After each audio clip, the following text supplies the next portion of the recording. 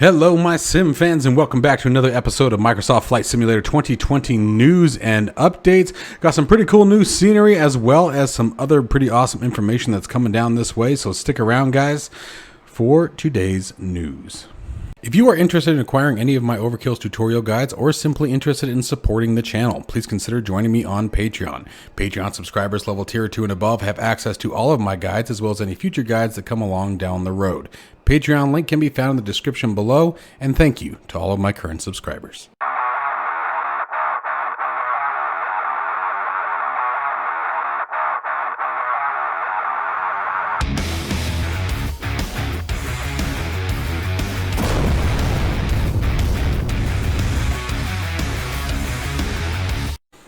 All right, you guys know the drill. As always, feel free to minimize this video and simply listen to the sound of my wonderful voice serenading you with Flight Simulator awesomeness.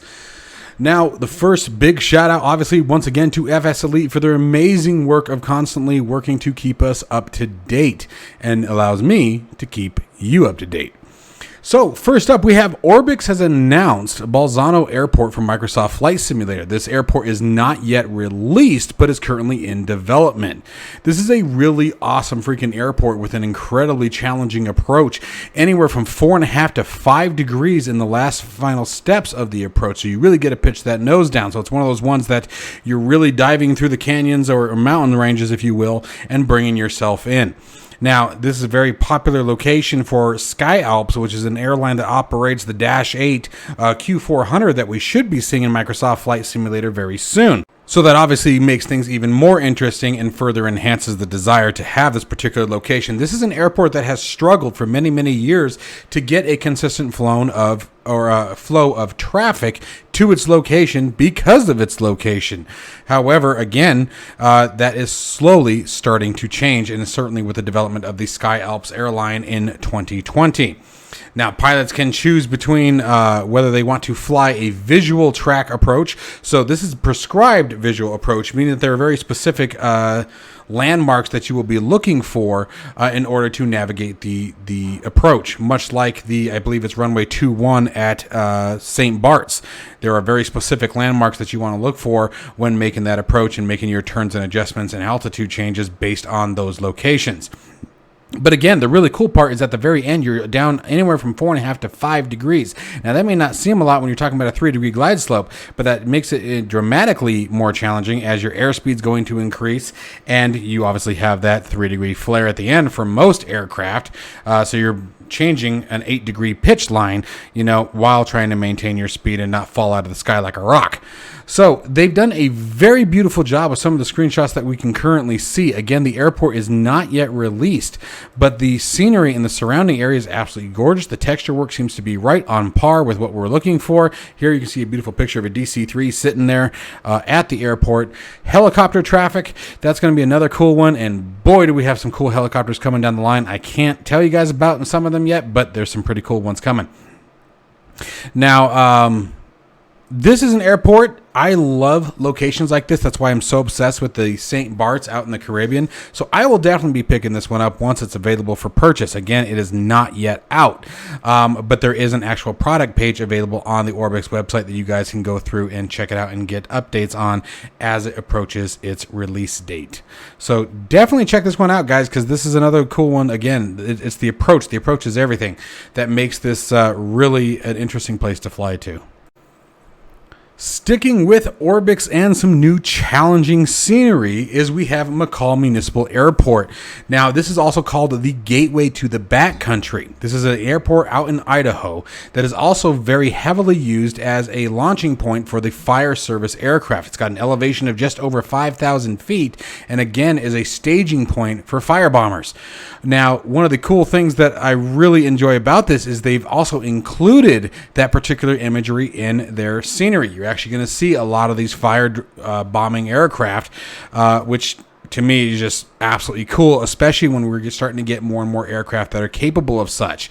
You have your PG-145 that has the ability to create scenarios such as fire dropping from a helicopter. You have the CL-215, although there's some mixed opinions on that particular aircraft. In my personal opinion, I feel it's worth it because there's an add-on that made it significantly better, and it was done by one of the developers from the Flybywire team.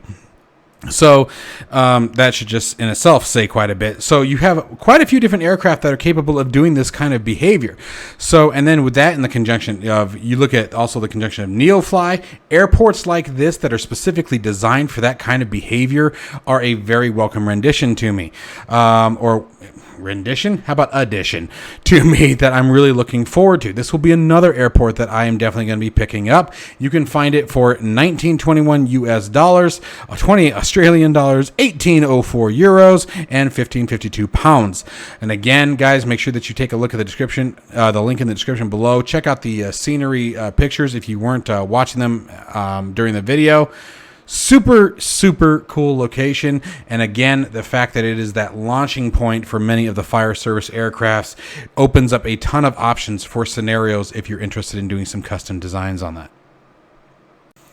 A real quick update from Just Flight's FS traffic that is currently being developed will include regional aircraft. Now, the aircraft that are specifically mentioned in this is the A220, 100, 200, and ATR 42 and 72, the CRJ 700, 900, and 1000, as well as the Dash 8 Q400, the ERJ 145, the E170, E190, and E195 aircraft.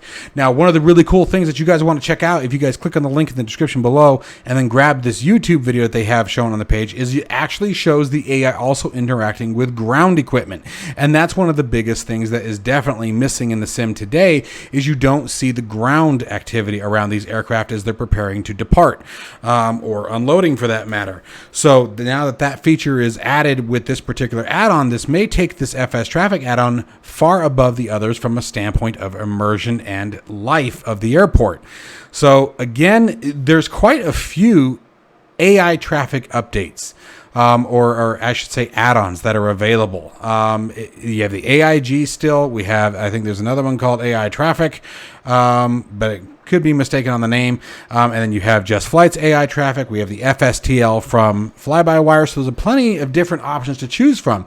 So what's really going to come down to it for me is determining, well, which one offers the most features at the right price. Now, unfortunately, we still do not have any kind of release date as of yet, nor do I have any kind of pricing information to offer. So this is another one that we're just going to have to continue to watch and see where Just Flight goes with it. But given the amount of time since its initial announcement and the continuous, I would say fairly steady continuously, updates of the product that are coming along, it's shaping up to be quite an impressive development, and I'm really interested in how they're going to manage with the introduction of ground activity, how they're going to manage how busy the airport is, and therefore limiting GPU and CPU usage. Because although this offers a ton of immersion, if you have too much of an overload, we're going to find ourselves greatly losing on FPS for the experience of life on the airport. So I'm really kind of curious of how they're going to optimize that behavior, or if it's just going to be something as simple as a matter of reducing the quantity of visual impact or visual additions to the airport. So we'll see. We'll see. Have to see what they bring. So Just Flight definitely has a wonderful reputation for putting out some very solid products. So we'll just continue monitoring, and I'll keep you guys up to date as we find out more.